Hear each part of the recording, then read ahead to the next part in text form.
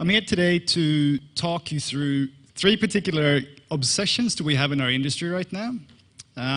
Obsessions that we probably are all quite guilty of misusing a little bit, but I'm going somewhere with it.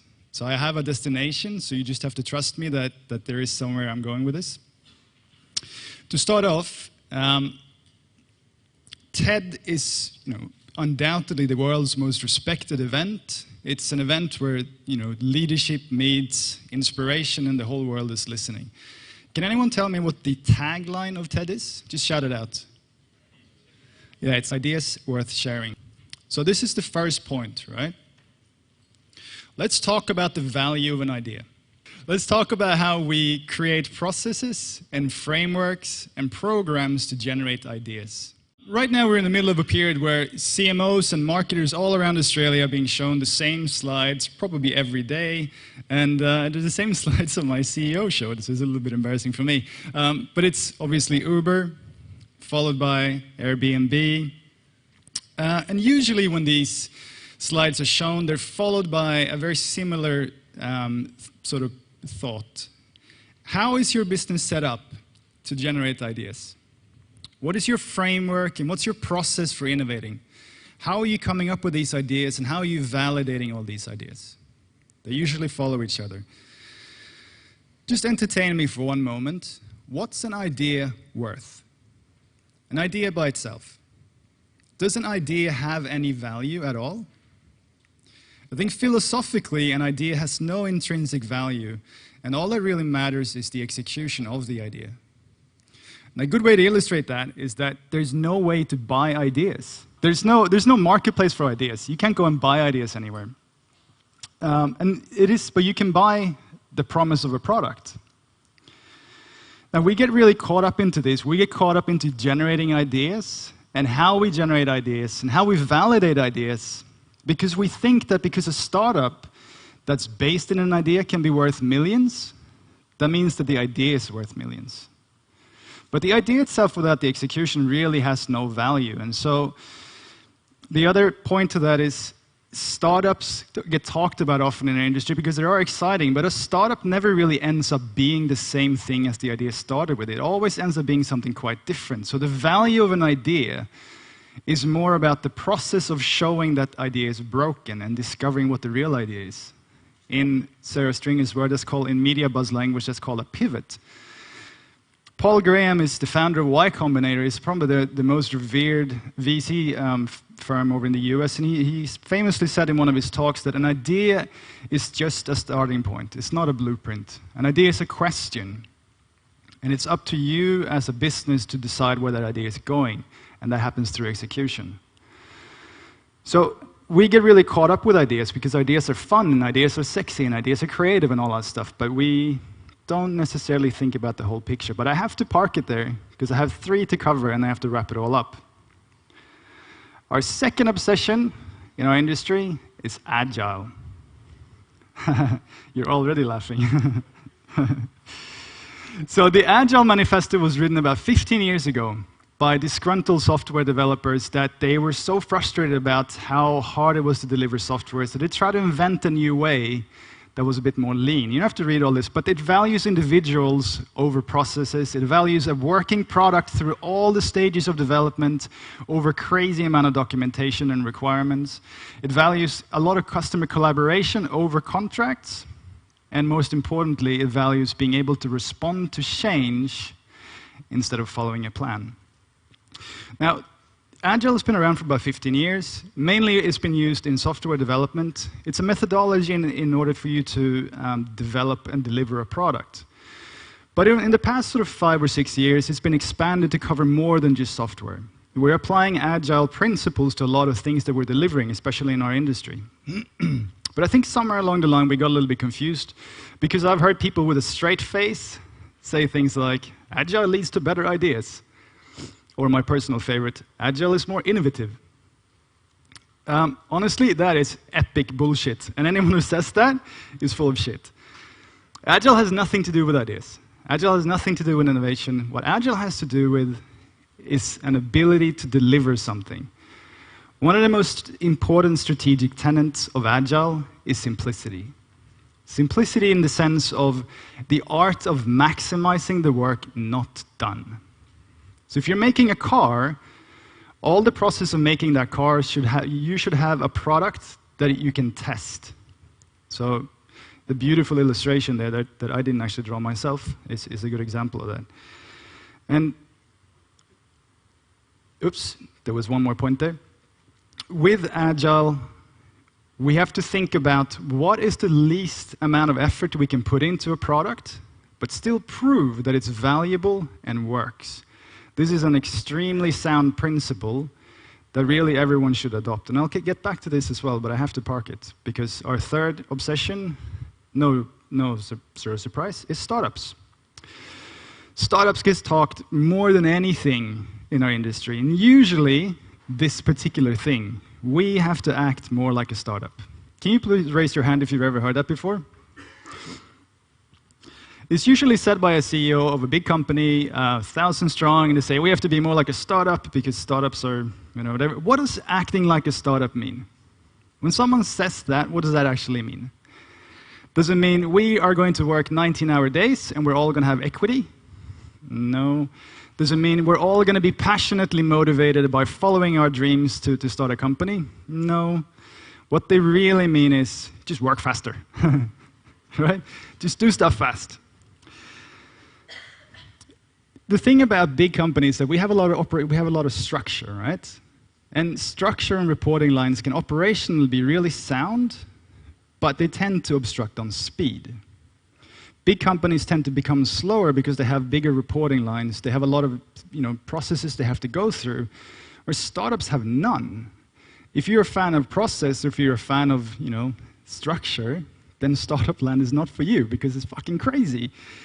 Everyone just does stuff left, right, and center because they're all passionately driven by delivering a product. That's all they care about, right? And that's not a big business. The other thing, let me just go back to that. The other thing that both startups and Agile value quite a bit is the ability to be multidisciplinary, right? Do more than one thing. In startups, that's particularly important because everyone just needs to do whatever it takes to get this product to market and ship. In Agile as well, if the particular sprint you're in doesn't involve a lot of programming or design, you pick up another card. You help out, you bring it forward, you keep it moving. In big organizations, we tend to like to put people into boxes. You're a project manager. You're a quality analyst. You're a researcher. That's the job that you do. Because it is easy to organize boxes. It's easy to structure boxes, but it becomes harder to be multidisciplinary. And that's a very important part of both Agile and how startups operate. And it's ironically something that most big businesses tend to forget about. Now, I've spoken for a little bit about ideas and the value of an idea, a little bit about Agile, and probably how we kind of sometimes get confused about Agile, and a little bit about startups. But where am I going with this?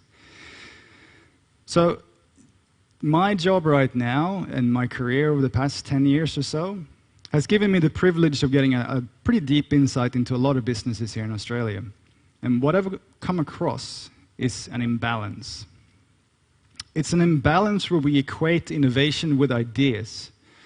And we put a lot of effort into generating ideas, to validate ideas, but we don't think about making them or making them happen, the execution of the ideas. I think it's a bit of a trend, particularly in Australia, and I want to talk a little bit about that. When you have an idea and you come up with, you have a sort of a brainstorm or whatever method you're using to come up with ideas, all the questions that come after that, who is going to make this? How do we fund this? Who owns the idea? What's the governance model? What happens if it fails? How are we going to protect these people from real paid work? All those questions are really important. Generating an idea is quite easy when you think about it. Yes, there are really good ideas and all that stuff, but it's not a particularly hard thing to establish. This is really hard. And so what happens is, and the best way I can illustrate it is that businesses become set up to have this beautiful front of house, this spotless, start sort of layer in front where you can generate ideas really well. You have structure in place for that. You have beautiful brainstorm rooms, so you can validate those ideas and all that stuff.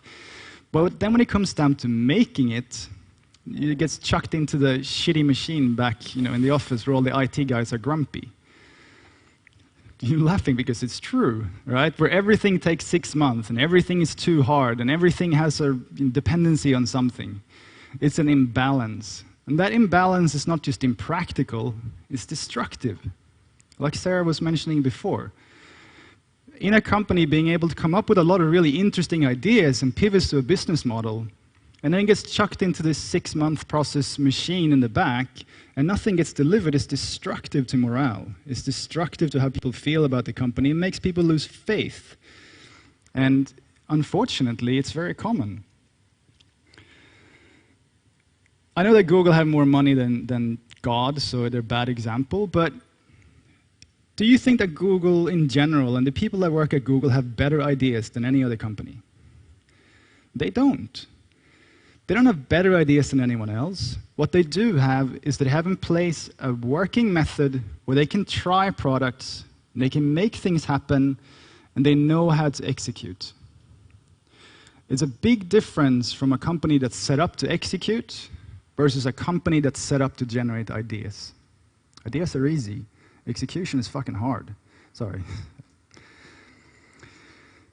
Now, getting back to what I was talking about with Agile and startups, another behavior that we exhibit a lot in our industry is, say someone comes to you and say, I have this amazing idea for our business, and this is what it is, blah, blah, blah. It's going to take me 3 to 4 months. I need probably about 400 grand. It's going to be amazing. Even if that idea sounds amazing, even if the idea sounds really sound, you should almost always say no to that. Proving an idea should not cost a lot of money. Right? Going back to the tenets of Agile, you should be able to prove an idea with a limited amount of money with real customers. There's no reason to jump in and spend 6 months to make a thing up front. That is just not very sound. And this is what we get caught into. And so I want to extend a little bit on Sarah's conversation. Sarah very wisely said, let's not spend all the money on one thing, this sort of moonshot. Let's spend it on a lot of small different things. But I want to extend that into, even if you have a big, huge program of work idea, you can prove that out by spending $500 or $5,000. It's just about thinking about how small component of this idea can I prove out. Think about if you're creating a cloud service for whatever thing, a minimum viable product for that can be a sign-up form. A form where customers can register interest. That is an MVP. Because if no one gives a shit about that product in a sign-up form, they're not going to give a shit about the product when it's real. Now, all this thinking doesn't require a complete company overhaul, right? We don't have to all become startup-oriented without any legacy structures and stuff like that. This can happen on small scale with a few people that are dedicated and want to do different things, right? I want to just briefly give you some examples of this behavior that has happened over the last couple of months with Isobar.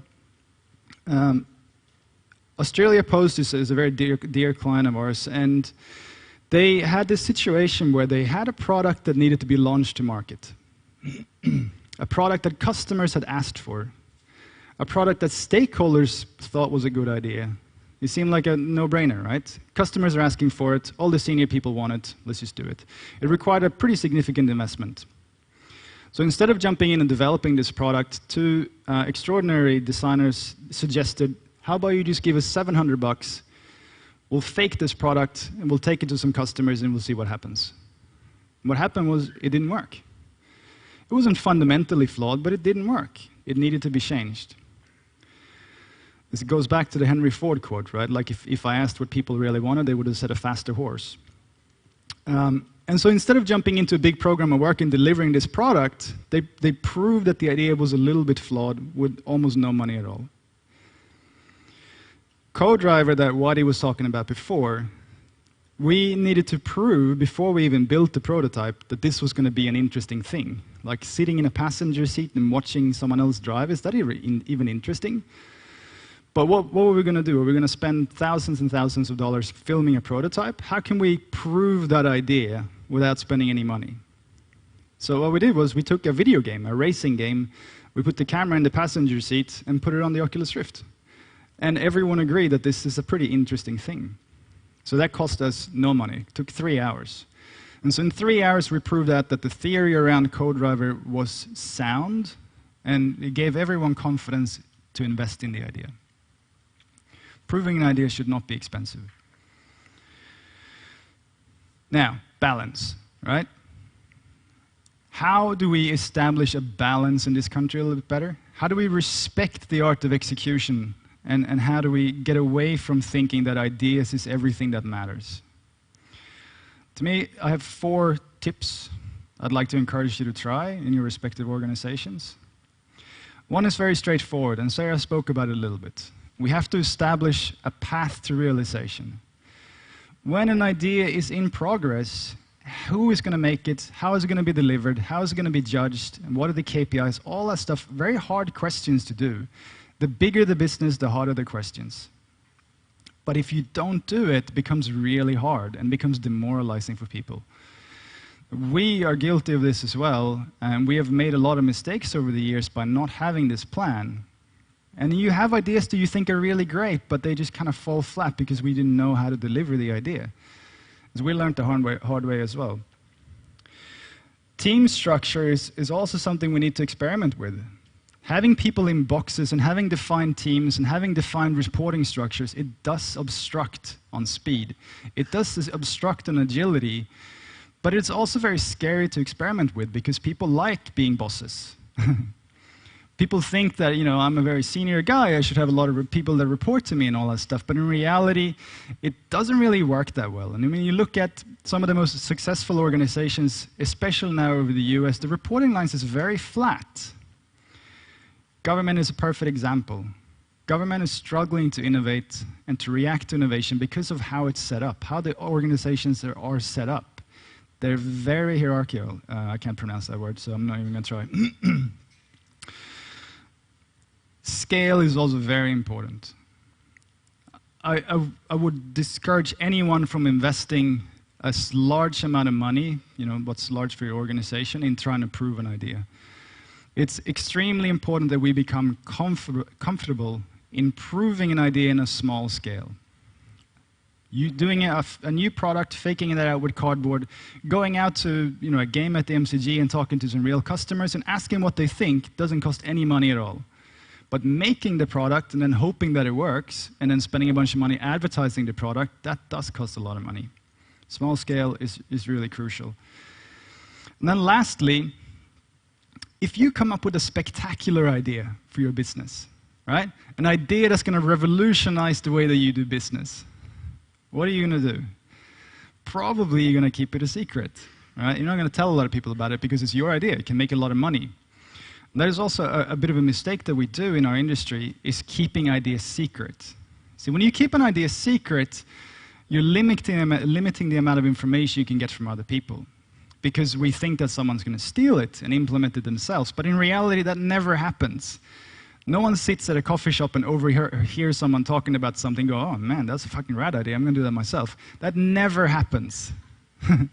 It really doesn't. And so the more we talk about ideas, the more feedback we can get on ideas, the more we can understand what needs to happen in order to make these ideas come to life. Define a realization path, experiment with team structure, make everything small scale, and fucking talk about ideas. Talk to people about them and see what happens. Thanks, guys. Removing friction is one of the most important things we can do for our customers. And the only way to do that is to actually sit and do the experience. I wanted to just share with you the different types of moments that we see on Twitter and how you can apply that in your everyday to your brand.